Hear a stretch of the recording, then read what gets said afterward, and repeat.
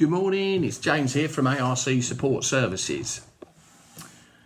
So this morning, metrics. Yes, metrics are measures of quantitative value commonly used for tracking performance. We all use them. The economist Charles Goodhart said of metrics, any observed statistical regularity will tend to collapse once pressure is placed upon it for control purposes.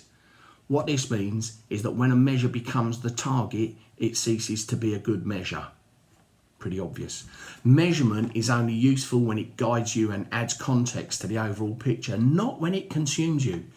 Each number, each piece of data is just one piece of feedback in the overall process of a repair business. It's a fact, and one that needs to be fully understood, that all statistical relationships will break down when used for policy purposes. Employees whose performance in a company is measured by some known quantitative measure, i.e. how many assessments they complete or the average hours per job, will attempt to optimise that measure regardless of whether or not their behaviour maximises profit. The first and foremost definitive behaviour of the VDA must be the accuracy of their repair specifications, not the number of assessments or average hours completed.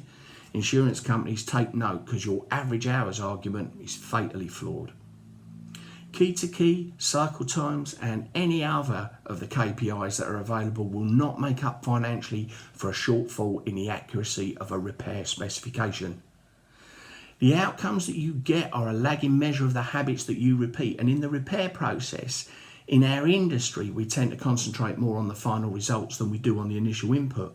But think about it like this: winners and losers both have the same goals, but they don't all win. Some win better than others. But the rules of the game are the same for both. So why are results so wide-ranging from a serious win, yes, to a massively serious loss? I think the gap is about to become more evident as we move from the third quarter of this year into our fourth quarter.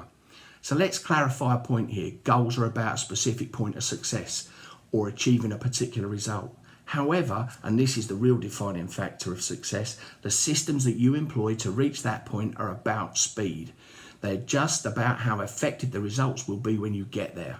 Those of you who follow my videos about improving the assessing function in the repair process will have heard me speak of the point, snap, click, print approach of assessing damaged vehicles.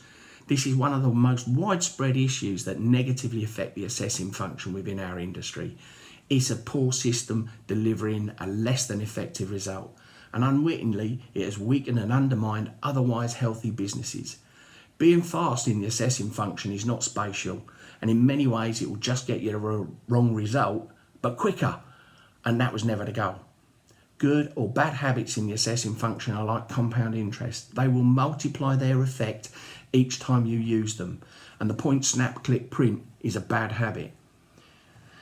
As we return from this pandemic, the inaccuracies that are inherent in that approach will become ever more apparent and a greater catalyst for failure. In easier times, businesses that were like that would have continued to trade through these periods, these tough periods. Look, it's easy to understand why some repairers miss or fail to address the issues of point, snap, click, print. Many don't even realise that it's happening in their businesses. And for those that may have an inkling, because the solution to it appears paradoxical, it's possible they believe the issues that they are experiencing emanate solely from other areas of the supply chain, or poor productivity, or workshop efficiency, or rates, or discounts, Not that these aren't an issue, they most certainly are, but for the repairer who truly understands the results of point, snap, click, print, when they are interrogated, they will fully appreciate busy and fast does not guarantee bigger and best. Additionally, common misconceptions that other easier to understand metrics such as key-to-key cycle times as an alternative focus will deliver results that they are seeking, they're also wrong. It's a mistake to believe that if you focus on one or two or even all of these easy to understand metrics, then organisational and financial success must be guaranteed for the business. It's not going to happen. It's definitely not going to happen. Look, if you want to know more, get in touch.